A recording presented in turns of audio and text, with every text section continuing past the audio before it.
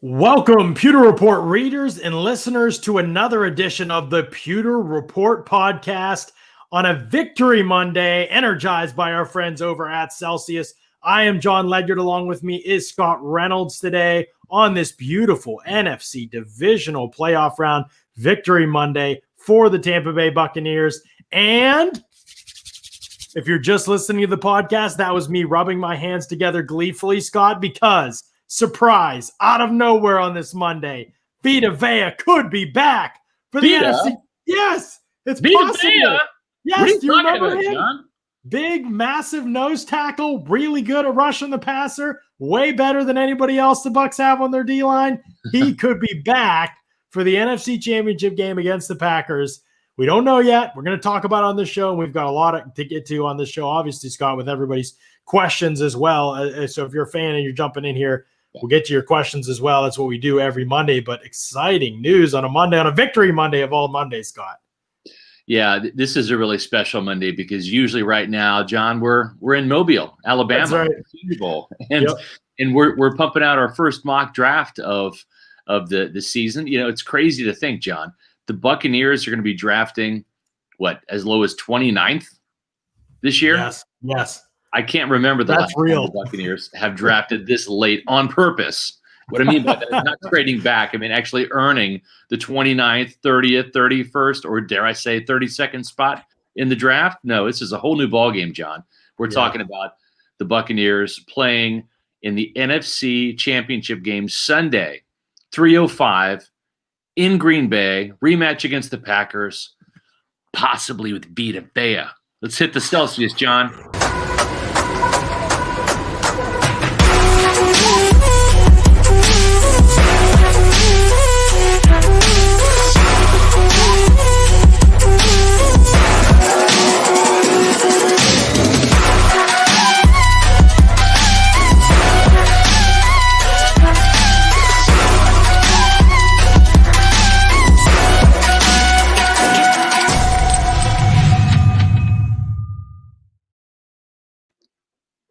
Oh, John, it's Monday after a long game night. We were up till 1:30, 2 o'clock in the morning. So you know what that means. Time to recharge with Celsius. I still got my blueberry pomegranate going strong, but I respect the jackfruit because it is a great flavor, and I have one in the fridge for later. You know why I'm displaying the jackfruit tonight? Because I drank the blueberry pomegranate. Because you drank the blueberry pomegranate, right? Yeah, that's why. So, if you're not familiar with Celsius yet, where you've been, right? Well, it might be the first time for the Pewter Report podcast. So if it is, let me just tell you, Celsius powers active lives every day with essential functional energy. Now, here's the thing. What we're talking about is Celsius Heat, and it comes in several flavors. John was talking about the blueberry pomegranate. I had that today. The jackfruit is also lovely. They've also got strawberry dragon fruit, which I'm going to try tomorrow, John. I've yet to try it. And you know what? It doesn't sound great to me, but you know what? The blueberry pomegranate didn't sound great. And I've already put it in my top 5. That's right. Flavors. So I'm just going to go for it. They also have got Inferno Punch, Cherry Lime, and Orange Sickle. I haven't tried Orange Sickle yet, but we're going to have to try that, John, because the Buccaneers, Creamsicle, Orange Sickle, it's going to be good. Here's the thing to know about Celsius Heat. It's not just an energy drink. This is an energy drink that's got key vitamins, 2,000 milligrams of L-citrulline, and 300 milligrams of caffeine. And what this is a performance energy drink that's designed to increase thermogenesis in your body and give you that boost of energy. So that's why they call it Celsius Heat, because it works within your body to boost your metabolism, give you that rush of energy. And the great thing, John, like all the Celsius products, no crash after you drink. Yes. That's very important. Last but not least, where can I find Celsius? Well, the best place to go, pewterreport.com. Click on those Celsius Heat banners on our website. That's going to take you to Amazon. You can buy the regular Celsius, the sparkling beverage, or the green tea, or the Celsius Heat product we've been talking about. And you can buy them in bulk and save money. If you're not sure which Celsius flavor is your favorite, or second favorite, or third, or fourth, or fifth favorite, then go get the flavor variety pack and try them all. And then make your order on Amazon and save a whole bunch of money. Or you can buy them at most convenience store locations and some grocery stores in and around the Tampa Bay area and across the country. So if you want to find out where, go to Celsius.com, click on store locator, type in your zip code, and it'll pull up the nearest Celsius distributors near you. Or you can just visit Celsius.com and find out all about Celsius and their amazing flavors and energy drinks. You know what, Scott? You know, I think out of Celsius, I think Vita Vea had a few Celsiuses before his rehab. I mean, this guy, we asked Bruce Arians about this. I think it was Jenna who asked him about it. It wasn't that long ago. Yeah. Is there any chance that Vita Vea could come back this season? He acted like the idea was preposterous. Maybe he's just, you know, Bruce Arians has lied to us before press conferences. So it's not totally unusual, but still, it was pretty convincing lie. I'll give him that. So he hit it well. I don't know if there's a competitive advantage to that, but Vita Vea activated today from injury reserve, so he has a 21-day period of time now in which the team can say, we're going to activate you, we're going to play you, you're going to be up on the active roster for the game. In that 21 days, he's going to practice, and they can determine from that practice time what kind of a state he's in to be able to play. The Super Bowl, if they were to get there, that's 3 weeks away. I mean, that, oh, wait, 1, 2, 3. I think that's 3. Yeah, 3 weeks. It's away. So that window seems pretty realistic just by the fact that they're opening it now. I would think it would have to go pretty poorly, and it could go poorly. We've seen that happen with Evans and maybe, I don't know if Beckwith was in that conversation too before, but we've seen that happen before. So now the question is, but the real question is there any chance, Scott, that this guy could be available, Vita Vea could be available to them against Green Bay on Sunday? There's a chance if everything goes well on Wednesday, Thursday, and Friday's practices. And the reason why I say that is because, yes, there were times where we were all excited, we in the media, as well as the Buccaneer fan base and the team itself, John, with Kendall Beckwith coming back from his ankle injury. And he broke his ankle a couple years ago in an off-season car wreck and tried to give it a go, and just it didn't function at all. He didn't have the range of motion. He could walk. He could be a normal human being, but he couldn't be an NFL athlete anymore. That's how badly the ankle was damaged. Justin Evans, we have been trying to get this guy in the field for the last couple of years now with his foot and Achilles problems and toe problems. And, they finally had to cut him, John. If he returned to practice, it looked like it was promising that he was going to play in the preseason last year, and it just didn't happen. They had to shut him down. So, when I say last year, I mean 2019, because it wasn't a preseason in 2020. So just because they returned to practice, I just want to put some caution out there, and everyone's excited. The Buccaneers themselves are cautiously optimistic. That's the term that I've heard today from some of my sources, but we'll have to wait and see. It's one thing for him to do some rehab and training. It's another thing for him to go out there and do some serious football movements. And just because he's out there practicing on Wednesday, John, doesn't mean he's going to be in full pads doing 11-on-11 team drills and stuff. This is literally a introduction to football practice with Vita Vea, and we'll see how much they incorporate him into what they're doing. I think it would be premature to anticipate him making his return to action this week. I think this is, if all systems are go, and if he exceeds expectations, there's a chance he could play on Sunday. But I think this is getting Vita Vea ready for the Super Bowl if and when that happens. And, of course, that means the Bucs beating the Packers on Sunday, John. Right, yeah. Ripe, another storyline in a weekend that's already going to be ripe with storylines. I mean, obviously, we've got the fact that Tampa Bay is now on the flip side of what they were on last week, where they were the ones that got embarrassed in the regular season and then came back and had revenge on the Saints. Now you have a Green Bay team that was embarrassed by Tampa Bay. Really, the only time they've been embarrassed this season, and the only time Rodgers has really played poorly this season, in a 38-10 loss to Tampa Bay, in which they were outscored 38-0 after the first quarter. And I mean, Rodgers was held in this game it was his worst game of the season, wasn't even close. 16 of 35, 160 yards, and he threw 2 interceptions. He was sacked a whole bunch of times. He just didn't look comfortable. Probably one of the only games I've ever seen Rodgers truly get rattled in. I remember when Sue hit him right before the half, sacked him. I mean, he just looked completely out of sorts, furious. And then things didn't get any better in the second half either. So, man, it's a situation now where the script could be flipped and Rodgers could be coming back for the revenge game. Remember, everybody said that last year. San Francisco, they said Rodgers is going to crush him when he gets to the playoffs. There's no way San Francisco does what they did in the regular season against it. Then the San Francisco went out, did the exact same thing again. It's going to be a fascinating game. There's no question about that. Felt like that one got away from Green Bay, but remember, Tampa Bay didn't have Vita Vea in that game either. And the linebackers, Levante David and Devin White, I know everybody thinks Vea can kind of save those two with his presence. They played one of their best games of the season in that game. They were truly dominant. So, man, the matchups are just all over the place in this one, Scott. And we have a lot of questions to get to, but I know that front against the Packers offensive line, which dominated against the Rams, a good Rams front, that's going to be one of the key storylines in this game, and having Vea back for it could be huge. Yeah, and it certainly is.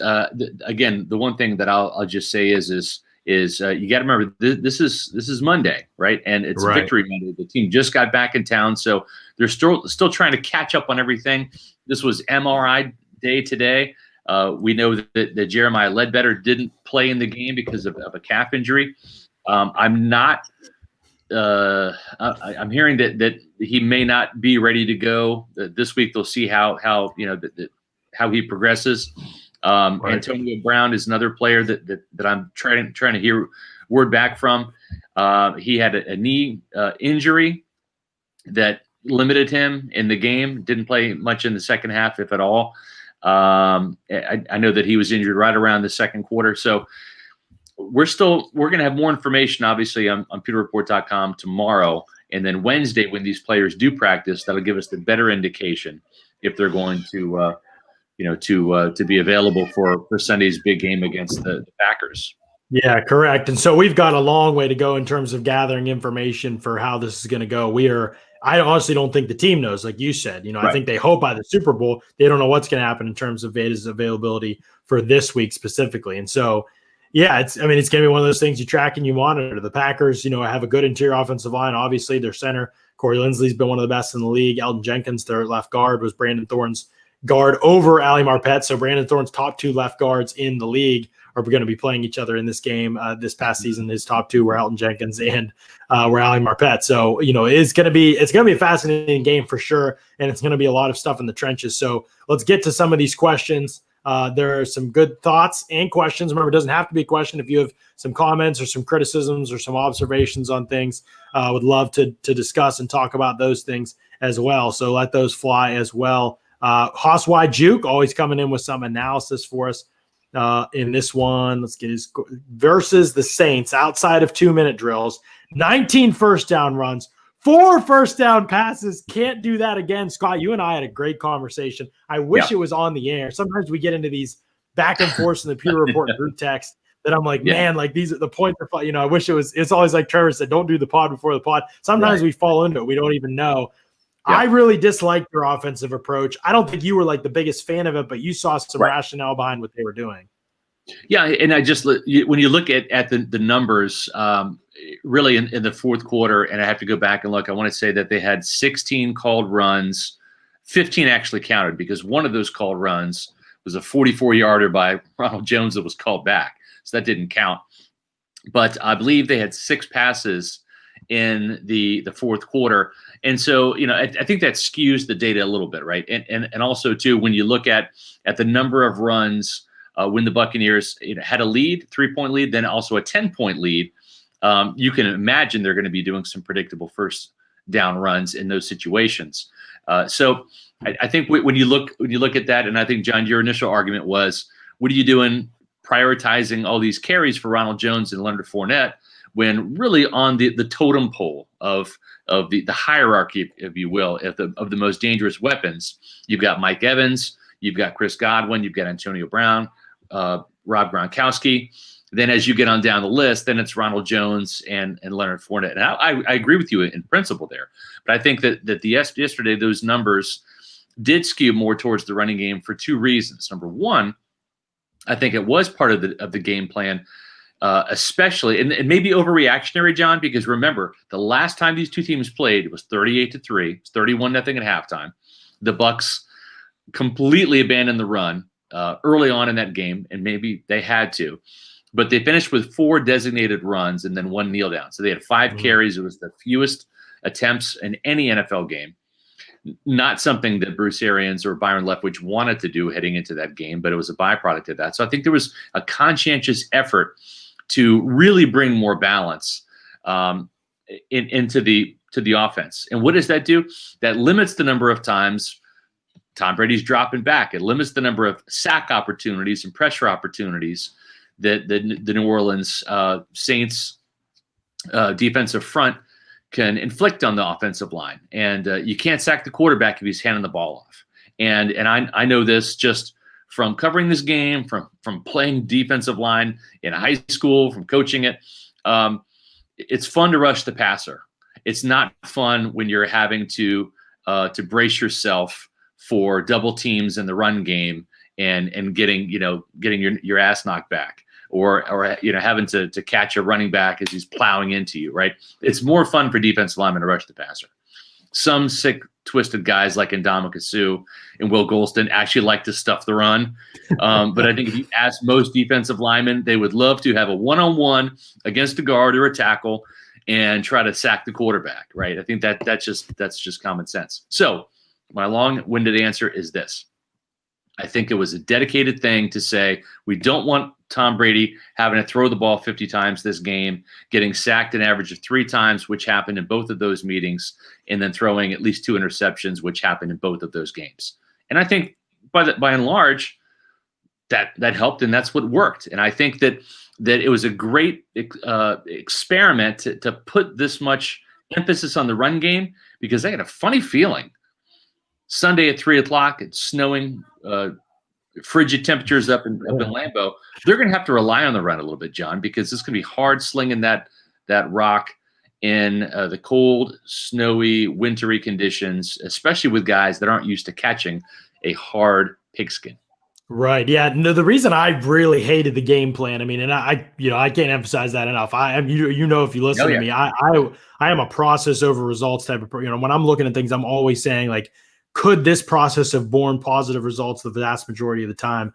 And I don't think it did. I mean, unless you get 4 turnovers in this game, I don't think the Bucs have a chance of winning this game without those 4 turnovers because of their approach offensively. If they hadn't gotten those 4 turnovers, I think we're talking about a Bucs loss, and we are pulling our hair out over the fact that they gave Fournette and Jones 30 opportunities, and Fournette was under 4 yards a carry. Jones was over. He ran hard. He had 2 good, really good 12 and 11-yard run that were really good runs. He made some people miss on those 2 runs, but they gave them 30 opportunities, and Brady 34 dropbacks, 33 attempts in this game. And John, I want to go to something Douglas O'Connor said. The Bucs ran versus cover 2 deep, and when you're looking at it from a game planning standpoint, or not even a game planning, but like an in-game strategy standpoint, sometimes instead of trying to dictate to the defense, you take what the defense gives you. And I think that the Buccaneers, I think there was some of that going on. There were a lot of runs too where that wasn't the case, where there was a single high safety and they were running the football. And so it was kind of a mix. And again, like, it's something Haswai Juke I see mentioning too, that you could be baited into those runs by playing 2 high safeties, and when they know that it's not really effective for you. And again, the Bucs ran the ball well enough in a game where they didn't turn it over, and the other team turned over 4 times to win. They didn't run the ball really that well, especially when you look at what you can be getting by throwing the ball on certain downs. It's not just whether you got 4 yards on running the ball. It's okay, am I averaging better than 4 yards when I throw the ball? And then am I losing those opportunities to get more yards by running it too much? Not that you can't run at all, but running it too much and taking away from those situations. So there are multiple ways to look at it. Obviously, at the end of the day, they got the turnovers, so we can go through the hypothetical, like, would they have won the game without those turnovers? I think we can go through that kind of hypothetical all day. My biggest question is going into this game against Green Bay. If you looked at the way Green Bay played the Rams at times, I mean, they don't even cover certain gaps in the run game. I mean, they are just letting it hang out there. I mean, they're just kind of like, if you want to run, and Mike Pettin has kind of always had this thing for going in and staying in nickel and dime defense, even and the Bucs are obviously playing in 12 a ton. And so I am totally mesmerized by trying to figure out what's going to happen in this game, because I don't think you were going to run well better than you ran it in this game against the Saints. I don't think it was in the cards for the Bucs to run it better than they did. They ran it, like I said, well enough with everything else that happened in the game to not kill themselves. But against Green Bay, I don't know. If Green Bay comes out and plays you like they played the Rams in some games this season, I just think the Bucs can run the football. I'm not saying they should have a run-heavy approach at all. In fact, you need to run the ball, but you need to run it on better downs than 1st and 10. That's really the key for me. It's less about running less and more about running in situations that are better for you to run it in. Exactly. Well, the Buccaneers, they're the top run defense in the league. They've only given up 1,289 yards. You look at the Packers, they've given up 1,805 yards. So, that's about 500 more rushing yards this year allowed by the Packers than Tampa Bay. Tampa Bay is averaging just 3.6 yards per carry, but the Packers 4.5 yards per carry. So I think there is going to be some opportunity there, and that's why I said I wasn't really upset that they incorporated so much of that game plan in there, because sometimes you gotta. This is almost like a tune-up game for the Packers game in retrospect, because they were able to run it. And keep in mind, New Orleans has got the 4th-ranked rushing defense, which says a lot, because they do play a lot of that cover 2 defense. So I like the fact that they were able to produce 127 yards on the ground. It would have been nice without that holding call. If Rojo's run would have stood, he would have had over 150 yards rushing in this game, and that would have certainly been even more impressive. But I do think there are some things they can exploit in this Packers defense. We'll go more in depth about what the Packers defense looks like on Wednesday's show, which is our preview podcast. But at the same time, John, the conditions itself with wind and snow, and we'll see what the forecast is. Growing up in the Midwest, and John, you're from Pennsylvania, sometimes when it says the forecast is for snow, okay, what does that mean? Does that mean 1 inch? Does it mean 6 inches? Right? Because there's a big difference between an inch or 2 of light snowfall and then a full-on heavy, not a blizzard, but a snowstorm, if you will. I think it would have to be pretty. I know we're going to talk about conditions because Tampa Bay going up to a place like Green Bay, you're always going to talk about that stuff. I get it. But I mean, even hearing from the players today, they're just like, it's really not that big a deal in the NFL. You stay warm on the sideline, that warmth carries once you're moving around onto the field. And so it's probably, I think it would have to be really cold, really windy, and like really snowing, like blizzarding for it to think back to that Brady Raiders game and this that kind of conditions, right? Like if it's that, then I'm like, okay, maybe you got to alter game plans and stuff. So I guess we'll wait and see, but worth mentioning to your point, Ronald Jones, 23 carries, 113 yards and 2 touchdowns, averaged almost 5 yards a carry against the Packers in week 6. And then Keyshawn Vaughn in that game, 5 carries, 42 yards. So he averaged 8.5 yards a carry in that game, obviously his best game. And LaShawn McCoy kind of brought that down with 4 carries for 1 yard, but we all know the issue with McCoy on first carry of the game was that he missed a wide open hole for a huge gain. And so, give it to the running backs who can see, and Fournette qualifies for that, I think, the way he's playing right now. I hope.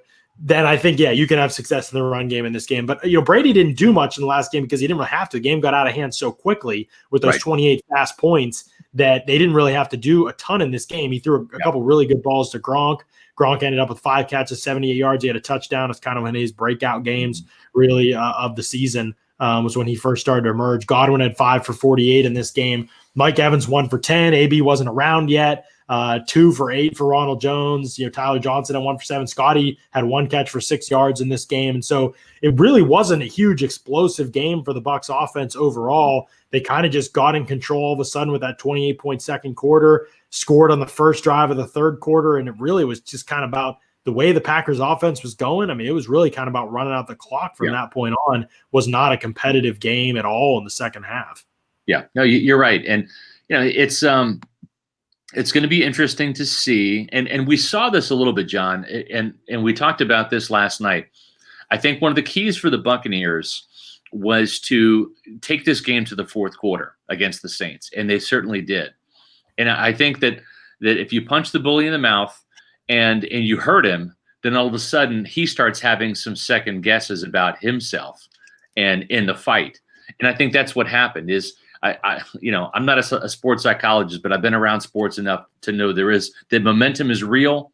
And you could sense in that game when when those turnovers happened, right? The Antoine Winfield, punch out and the scoop and run by Devin White, and then Devin White's interception. You could feel that momentum shift, and you could just sense, even through the TV screen, John, that the Saints were like, "Oh gosh, here we go again." It's is momentum real, Scott? Is momentum? Of course real? It is. Yes, momentum is real.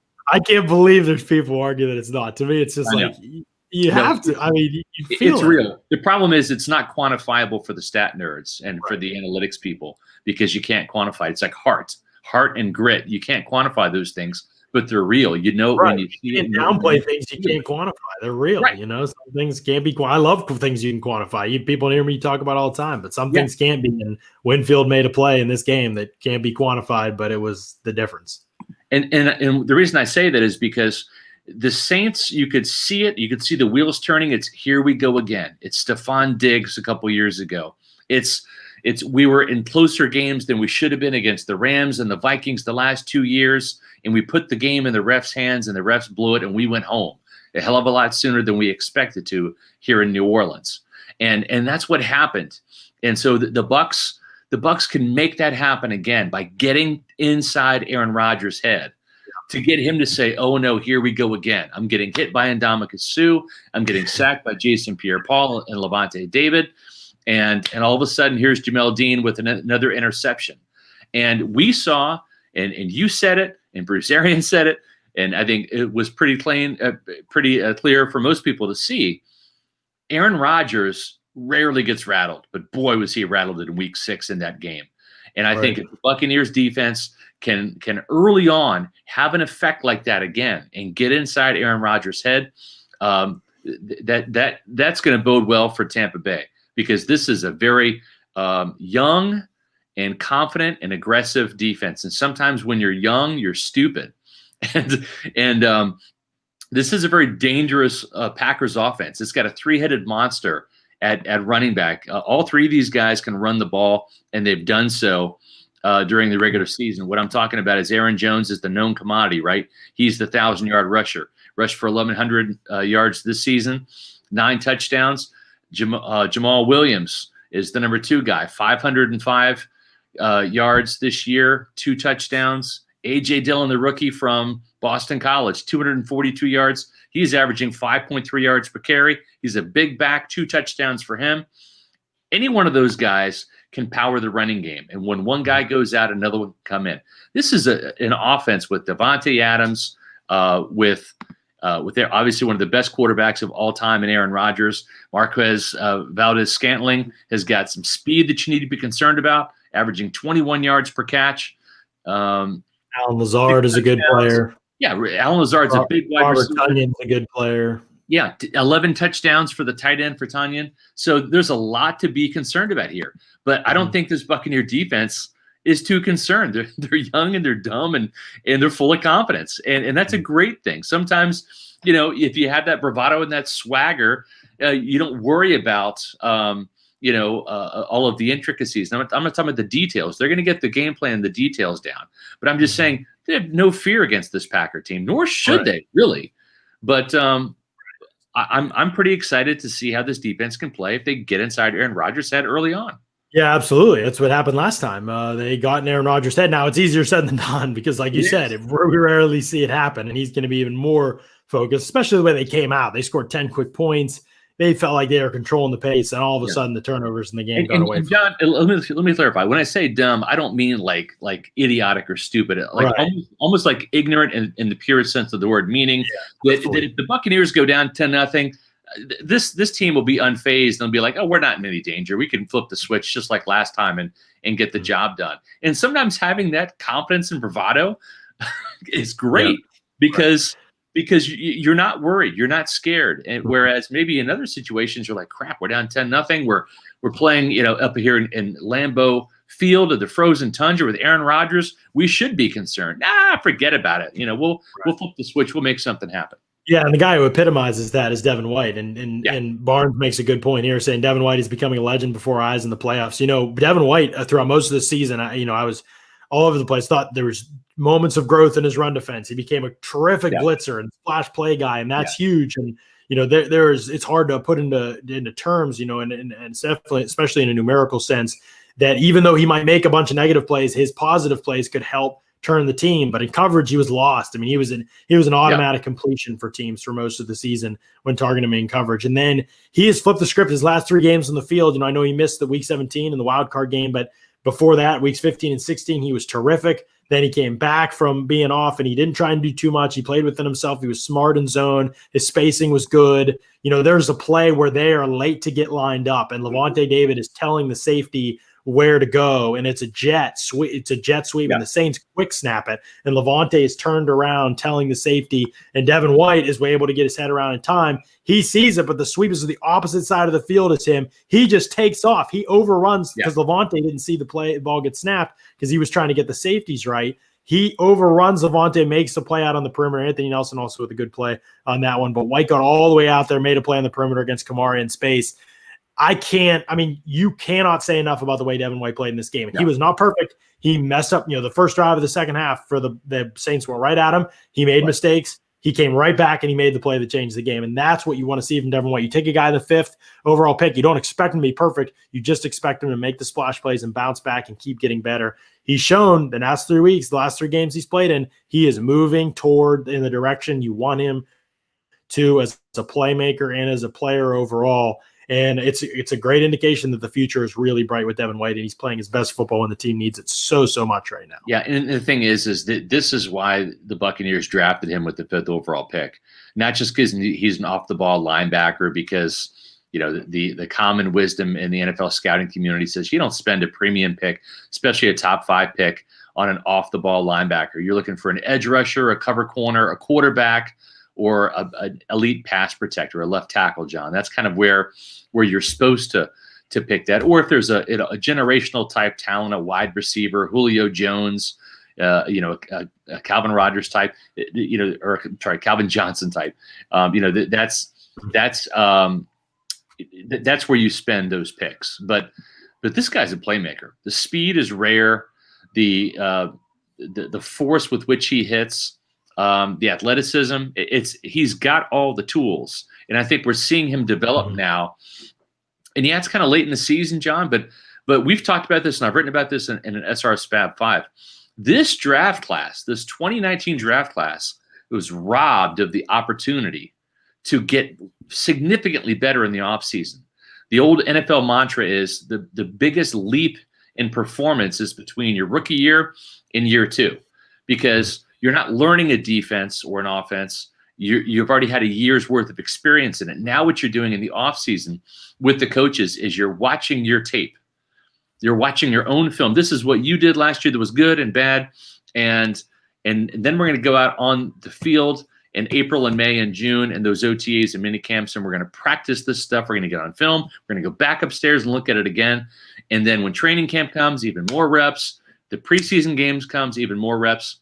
John, Devin White, Sean Murphy-Bunting, Jamel Dean, Mike Edwards, and Anthony Nelson didn't have the opportunity really on these defensive players I'm talking about to make that leap.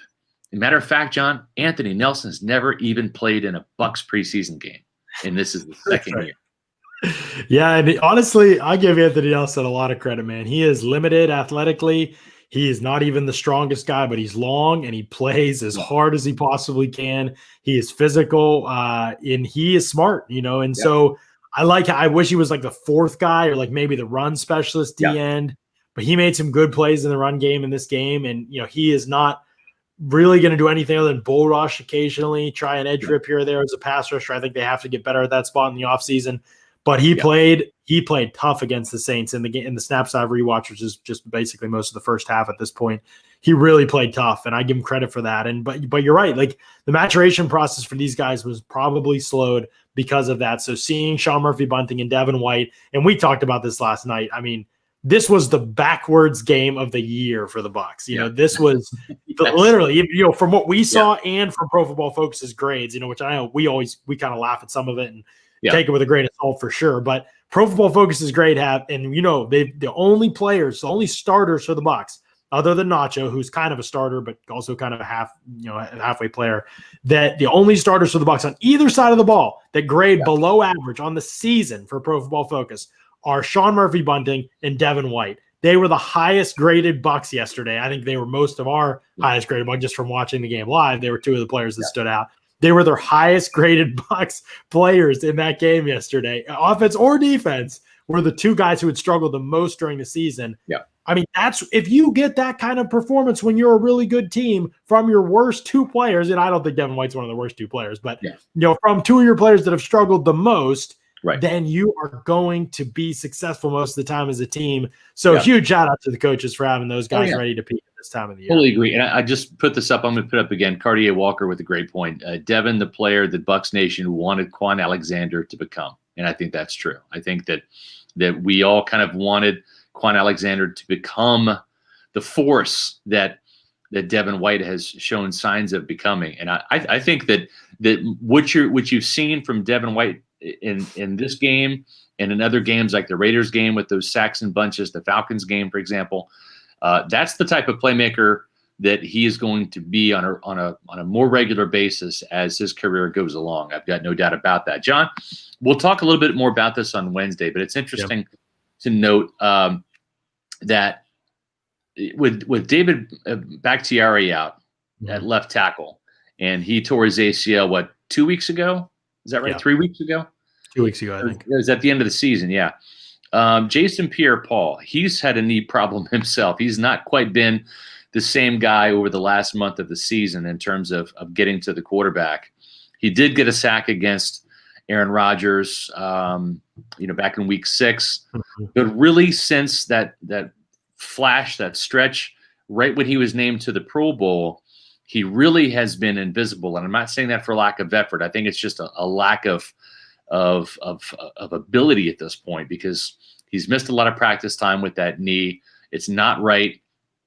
And I think he's really limited with what he can do out there. But does he have a chance to make some noise against the backup left tackle for the Buccaneers, which Billy Turner?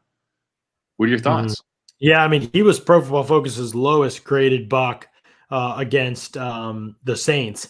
I actually was kind of impressed with him live, and so far in rewatching the game, I felt the same way. So maybe I disagree with PFF there on that one. I don't think he was playing at a Pro Bowl level before, but I do think he's a good, solid player, and they need him to have a big game. He did last time against the Packers. So did the linebackers.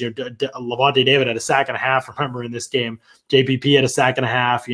By the way, sidebar, totally stupid that half sacks are counted as half sacks for players on their stat sheets. You can give the player credit for 2 sacks just because JPP was good enough to get to the quarterback on the play, and so was Levante David. Doesn't mean Levante David shouldn't be statistically awarded for it, or JPP should. Give them both a full sack, and then just have the team total be different than the individual total. Sidebar. Back. Devin White in that game was also really good as a pass rusher, and so you do wonder with the Packers offensive line going through some of those changes, Scott, and still having some younger players in there, how they handle some of the games and blitzes that Todd Bowles will throw at them, what they've learned from last time, if Bowles has new things up his sleeve. I think I saw some new pressures against Drew Brees in this game, and at least some things they don't do that often, some wrinkles of pressures. So, yeah, it's going to be really where the matchup is kind of one of the – I mean, how Aaron Rodgers handles pressure – when he was struggling, either in the game against the Bucs earlier this season or earlier in his career, when he was struggling, it was largely due to the fact that he would invite pressure. He would hold on to the ball too long. He would pass up on open first reads to try and make tougher plays, and then pressure would get home, and it wouldn't be successful for him. And so a lot of this game is going to come down to how he handles that. First half of the season, he really wasn't that great under pressure. Second half of the season, he's been great under pressure. I personally, Scott, I think the one thing I've learned this year, I'm throwing out the under pressure stuff. I don't even understand the statistic. How do we measure it? How close? Yeah, how close is the pressure? I've looked at Brady's pressure numbers in this game for according to Pro Football Focus anyway, and then I'm like watching the game. I'm like, he's literally he delivers that one throw to Brate in the middle of the field, tight window. Right. He delivers a strike to Brate. There's a guy just about to hit him. The guy pulls off and doesn't hit him. But I'm like, he doesn't know that when he throws the ball. So I just think it's ridiculous. Where the pressure's coming from is huge, but unless you're a quarterback like Goff in every game, you can't make any plays under pressure.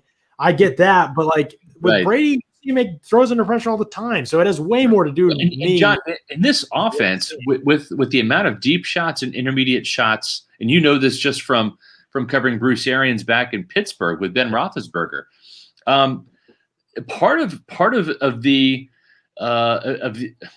part of the offense is the quarterback standing in the pocket, waiting for the receiver and for the routes to develop and the receiver to get open, and delivering the ball sometimes as you're getting hit. That's not uncommon in this offense.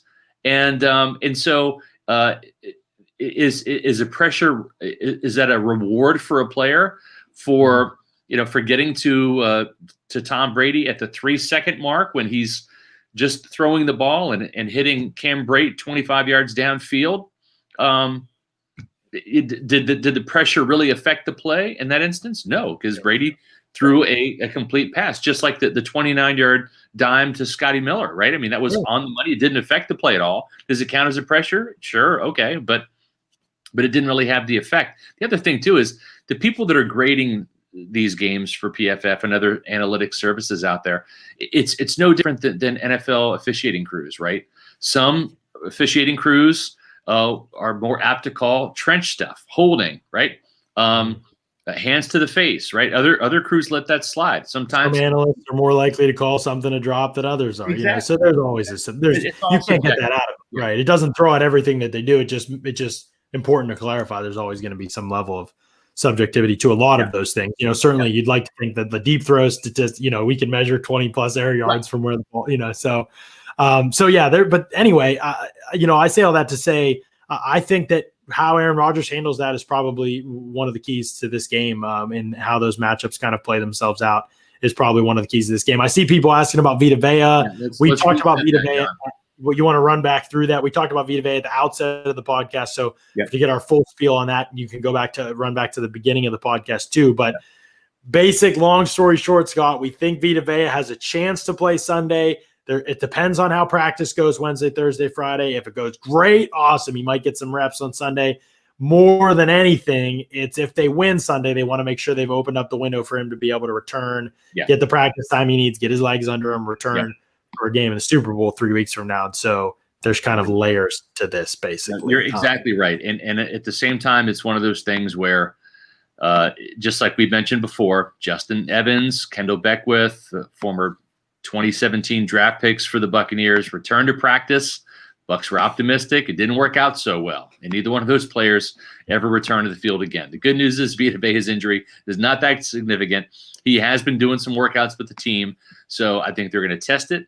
But I agree with John. I think more so than anything, if this thing goes swimmingly well this week and there's no problems, you can go out there and give it a shot on Sunday, then they'll activate him. If not, if there's a little bit of a setback, if there is, if he's just not able to really protect himself, if that ankle is not 100% yet where he can anchor. Remember, this is a nose tackle we're talking about here. He's a big guy. He's going to be taking on double teams, forcing the action up front. If he's not ready, they don't want to do anything that's going to jeopardize him for the 2021 season. And so they might hold him out of this game and buy him a little bit more time, because there is going to be, Buccaneer fans, a bye week this year between the championship game and the Super Bowl. That wasn't the case the last time the Buccaneers made it in 2002. It went right from the NFC Championship game to the Super Bowl the next Sunday. So there is a bye week this week, and if the Buccaneers make it, and let's hope they do, then that might work out well there. The other news real quick, nothing. I just heard from a Buccaneer source, no word on AB yet. We'll have more information tomorrow on Antonio Brown's knee. So and I don't think we'll get to speak to Arians tomorrow, do we? But hopefully the team says something. Correct. Yeah, we'll probably hear something from the team, but nothing on there too. So and good. Barry says here, Scott asked the best questions in press conferences today. Scott, you let them fly to Arians. You feeling okay? He sounded rough, didn't he? Oh, he sounded rough. He looked rough, and then he kind of perked up after that. But I was telling you, man, I think that crown hits different after you win the NFC divisional play. Crown might hit different. Yeah, they do serve crown on the plane, John, on the flight home. So. That's right. You definitely know he was selling about that. There. Yeah, it was a little rough to start. I was getting a little worried, but that actually made me think too, Scott. There has to be a hard element to this for teams, and especially to whoever wins the NFC and AFC championships, because you would have 2 weeks in those Super Bowls. Normally, you'd be able to really enjoy that, whether that means going out or whatever it means. And now with COVID, you really, like, even in the locker room, you could see in the IG stuff, like the players, they're trying to wear their masks and follow the protocols, but also celebrate. And like, you need those things as a team, to rally around and a big win and that camaraderie of the moment. And you want to enjoy that stuff, man. That's what you work so hard for.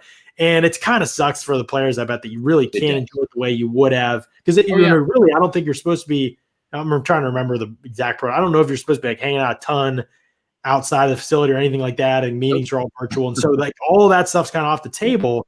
And it just kind of sucks because it's like, okay, how does that affect the team and what you're trying to build and the camaraderie you're trying to build toward, and how you get a win like that against the Saints, you want to be with your teammates, or like go out and do something, and now you're going back home and have some crown if you're Bruce or whatever. Too, John, like as a reporter, to go into that raucous environment, right? And I've been in the locker room after some of the biggest wins in franchise history. It's a cool atmosphere to see. And trust me, I've been in enough absolutely crappy locker rooms where it's so silent that you can hear a pin drop, and the only thing that you hear are tears falling from players' eyes hitting the ground. I mean, I've been into some absolutely just horrific locker room situations, and it's fun to experience the other side too, the joy, the jubilation. I'm not going to be able to experience that this year, but it is fun for the players to do that. You know what else is fun too, John? It's fun getting your insurance from Briar Grieves Insurance. Oh, I wasn't sure what direction you were going to go there, but that was a good switch with Briar Grieves. I thought it might have been a my bookie day, but no, going Briar Grieves. I like it. Let's talk about the fun you can have with Briar Grieves. Well, the fun you can have with Briar Grieves is, thankfully, hurricane season's over, right? What a year it was in the insurance world. Record number of named storms, with over 30 storms this year. Flooding, especially in the state of Florida, we're like a big sandbar. Then you had wildfires, not to mention the COVID-19 pandemic. Well, with commercial property and homeowners insurance rates increasing across the industry due to all these catastrophes, Briar Grieves Agency's got numerous carriers and options to help new and existing clients that have been affected by rate increases. That happened to me. The folks at Briar Grieves helped me out. What did I do, John? I listened to what Mark Cook said. Call briargrieves.com. Actually, no, I didn't call Briar Grieves first. I went on the website, briargrievesinsurance.com, because Briar Grieves was closed. And then I looked at the website.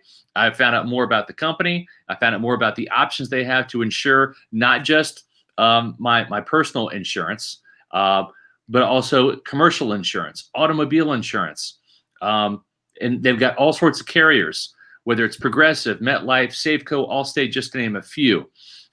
Life insurance, you can purchase it through Briar Grieves. It's being purchased at a record-breaking amount due to individuals thinking about the future of their families because of this pandemic. If you're in good health, medical exams can usually be waived as a requirement, and that can accelerate the life insurance purchase to protect families. The great thing is, John, the folks at Briar Grieves, they're big Bucs fans. They love Pewter Report. They love hearing from Pewter Report subscribers, readers, viewers, listeners, and people that have enjoyed hearing their commercials on the Pewter Report podcast. So support the businesses that support us. Visit briargrievesinsurance.com. I know you're waiting for the phone number. Here it is, 813-876-4166. That's 813-876-4166. Even if you have insurance and you don't need any more, call Briar Grieves. Tell them what you have. Let them review your policy. Find out where they can save you some money. If they can't, they'll tell you. But if they can, who would like to save $1? Who would like to save $10 or $100, maybe even $500? This guy right here. And I did by calling Briar Grieves. So briargrievesinsurance.com. It's the place to go. It's fun buying insurance from Briar Grieves. Love it. Get to a couple questions, rapid fire style. Barnes says, Arian said Winfield is Defensive Rookie of the Year and had a better year than Chase Young. Do you agree? I think he played great. I think it's probably comparable. I would probably still give it to Chase Young.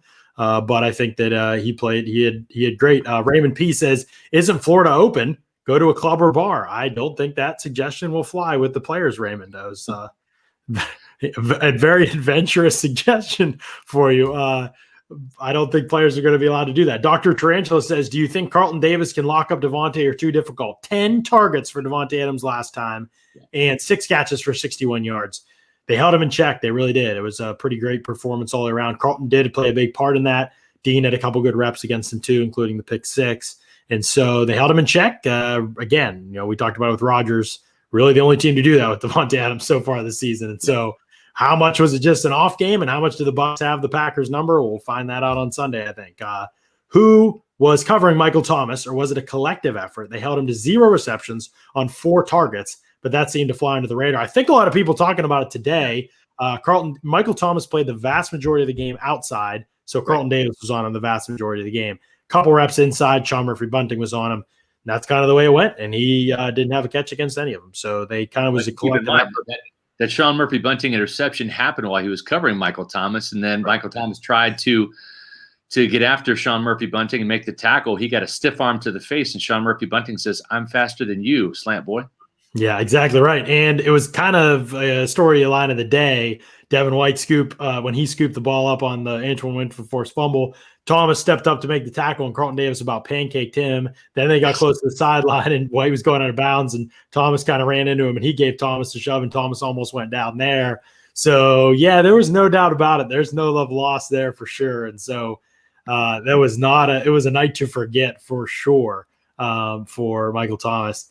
John, who's better at ad transitions, Mark Cook or Scott Reynolds? Oh, man. I honestly hardly ever even noticed you guys make a bad one, so it's hard to – but Mark it will do it with anything. Like, yeah, I'm going to give it to Cook without a doubt. He will just stretch it to, like, you're like, wait, what? I wasn't even thinking of that, you know. He's the captain. I'm just Gilligan on this cruise ship anyways. So that's right. Did anyone greet the players at the airport last night? Any videos? Yes, there are videos out there on Twitter. There's a couple hundred there, I believe. I saw somebody saying to greet the players when they got back, including, of course, the Loose Cannons crew. I'm sure. I know some of them were out there. I don't know if all of them were out there, but I'm sure they were out there. Who do you think wins the coach battle, LaFleur or Arians? I mean, I think LaFleur might be the best coach in the league this season. He has been sensational. What he's done with play action, with building and all. I mean, you talk about the tackles, like you said, losing Bakhtiari and not missing a beat because the scheme makes it hard to get pressure. So much play action, running back verticals, which a lot of teams don't do.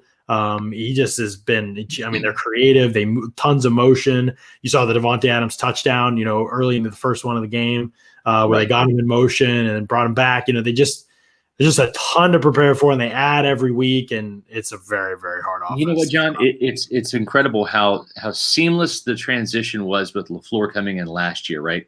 Yeah. And Aaron Rodgers getting a 13-3 record, and they just have even been better this year, I think. Right. Yeah, it really has been the next step for them for sure, I think. G Vegas says, are you guys bummed not being able to cover these playoff games in person? I do think it's very weird. Having covered playoff games in Pittsburgh before, it is awesome to be there. And obviously with no fans, it changes the atmosphere some, but it's been weird not to have a game like that and then have it come on the podcast, but I was just in my living room. You know what I mean? It's like, there's an environment aspect to being a reporter live at the scene that makes it tricky, I think, to we've carried the energy and we're excited. We're excited. Yeah. We're not going to pretend like we are, but it is different, I think. Well, the thing too is we have a company protocol this year where frankly speaking, due to COVID, we have not had the budget to travel. And so that's played a role in it. And I think early in the season, we as a company have kind of not frowned upon, but really have not been encouraging just due to the possible risk of airports and traveling, and the exposure to COVID-19. I may or may not be going to Green Bay, still determining that, but in my credential request. But we'll see how the week goes. Might hop on a plane and go out there this weekend just to cover it. But if not, John. Yeah, I will be at the Super Bowl. Right. Professionally, we don't miss anything because there's no availability with anyone. So we miss great food and the press boxes probably, and that's in the atmosphere again. But it doesn't change anything for us in terms of the job, really, in terms of what we're able to do in that capacity. So that part's nice that we are missing out on that. But yeah, you're right. Something about going to the locker room after the game and getting to talk to players. Missing is the opportunity to talk to more players and get some one-on-one, some off-the-record information.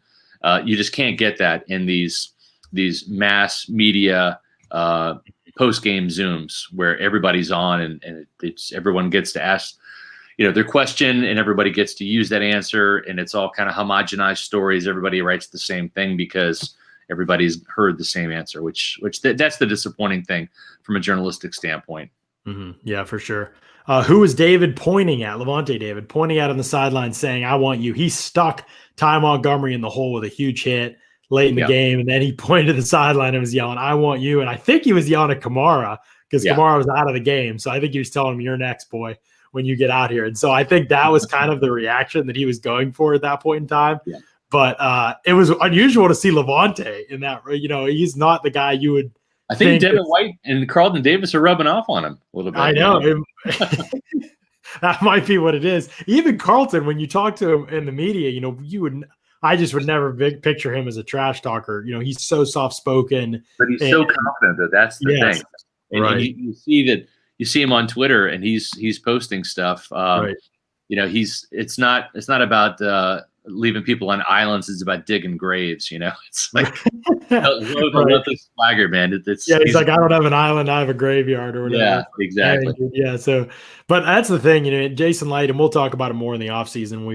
We're looking for some content and some time to really break down the entirety of what he's done. But the roster he's built, not only in terms of talent, but also in terms of people and cohesiveness, that is not easy to do when you are a football guy scouting and wanting to acquire talent. And early in his career, he would probably be the first to say he messed it up with people like Vernon Hargreaves, not bringing in the type of person that you want to have in the locker room. Not that he's like a horrible person or anything, just that he didn't fit the culture that you're trying to build in Tampa Bay. Yeah. Now you've got people, really top to bottom, there's on the whole roster, there isn't a misfit, in terms of working and building an entire team with a goal and a mission that's cohesive together. I think that is incredibly hard to do. Yeah. Over the last 4 years, you could put Jason Licht up there against any GM in the NFL. I really honestly believe that. Look at what he's done. You're exactly right. And Bruce Arians said he deserves Executive of the Year, and I endorsed that wholeheartedly. Wrote about it in my SR's Fab 5 a couple weeks ago, and I think maybe Bean up in Buffalo might be the other guy that's in the mix, but if Tampa Bay ends up winning the Super Bowl with this roster, it starts really with Tom Brady. It's bringing Shaq Barrett back in the franchise tag, re-signing Jason Pierre-Paul, trading for Gronkowski, finally solving the puzzle at kicker with Ryan Suckup, who's been an absolute unsung hero for this team. And then you look at the draft picks, not just getting guys that can come in and start and play at elite levels like Antoine Winfield Jr. in the second round and Tristan Wirfs in the first round, and then finding role players, guys over the last couple of years like Scotty Miller with the 29-yard catch, just a couple after Tyler Johnson's catch. It's building the roster. It's getting guys that are not just A players, because I've said this before, and this will be my final comment of the evening. In 2002, the difference between the Buccaneers losing in 1999 and in 2000 and 2001 and not making the Super Bowl, or not even getting out of Philadelphia in 2000 and 2001. And the difference between the 2002 roster wasn't Warren Sapp and Simeon Rice and Keyshawn Johnson and Mike Allstott, Ron DeBarber, and Derek Brooks, because they had those guys on those other teams. The difference was not the A players. It was the C players. It was replacing those guys with B players. It was replacing George Hegeman with Roman Oben at left tackle, right? It was replacing the nickel corner, Donnie Abraham, who he had his bell rung, had a concussion, wasn't the same player after that, with the Dwight Smith. And it's getting those upgrades. It's getting a Greg Spires, who was not an A player like Simeon Rice, but he was a better player than Steve White. Mm-hmm.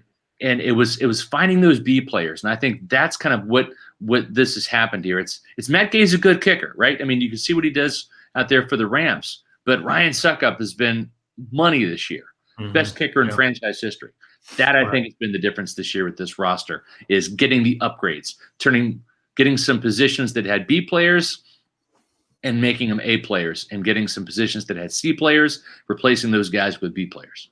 Yeah, and everybody's like, oh, he got Tom Brady, so obviously he's got a great recruiting tool to bring in AB and Gronk. But what about building the roster that made Brady want to come play here? Like, he's Tom Brady. He had choices to play other places. And Mike Evans and Chris Godwin before that. It's having Donovan Smith and Ali Marpet and Ryan Jensen in place that makes Howard. That makes Tom Brady want to come to Tampa. Oh, and by the way, it's getting some guy named Bruce Arians and his great coaching staff out of retirement. Right. Yeah. Again, like I said, You could say there were misses early on, and there were. 2016 was a bad draft. There's no doubt about it. But everything he's done since then, I mean, there's a couple misses there and there, but every GM has that. Nobody gets the draft 100% perfect. And it's been it's the reason why they're here, and that's why I say the window isn't just this year for the Bucs. If they can find a quarterback after Brady, even a veteran, Stafford or Ryan or whoever at that point in time, when somebody's going to be ready to move on from somebody, that window can stay open to be competitive. And who knows what's going to happen with the NFC and where it'll be, and that's right. Who will be able to win and stuff. But anyway, he's done everything he can do as a GM, I think, to make this team a Super Bowl contender. So props to him and props to the organization. Moving on, NFC Championship game. We are excited to cover it. Wednesday, we'll have a full preview, Scott, right here on the Pewter Report podcast. If you're listening for the first time and you don't subscribe, go over to Pewter Report TV on YouTube, hit the subscribe button, hit the notifications if you want to know every time we go live. We'd love to have you every single time. If you're not, I don't know if I'm going to listen to these guys every single time. They're average. The guys clearly need it. That John guy clearly needs a haircut. It's true. I'm going to cut it after this team finally loses or wins the Super Bowl. I'm growing the soul patch. I'm throwing the soul patch out. But if you're like, I might listen to him once in a while, go ahead and just subscribe, and then to jump in when you can jump in, and we love to have you there. But those subscriptions really help us a lot. So tell friends and family, spread the word, like the video. Yeah, for all these people watching, Matt says 400 people watching and only 50 likes. Come on, guys. Likes help us a lot too. Yeah. I don't know exactly how. I think they help like the algorithm, people searching or whatever that are looking for content. They help them find it and jump in here. And that's, kind of how we get a lot of the listens, especially on game days and stuff. But really across the board, the listens have been on. I mean, you guys have supported us, and it's been tremendous. So we appreciate it. We'll be back Wednesday, 7:30 p.m. We'll be breaking down Bucs Packers in depth, and we will have Vita Vea news, and we'll have some level of Antonio Brown news and things of that nature. We'll know practice that day and like things like that. So we will have, it'll be a lengthy discussion Wednesday, 7:30, and then Thursday we'll have a guest on 7:30 as well. As it's time for that right now, and we'll be talking more Bucs Packers and lieu of the NFC Championship game coming up on Sunday, 3:05 p.m. Excited for it. Appreciate y'all. Love y'all. Thanks for tuning in to another edition of the Pewter Report podcast. Out.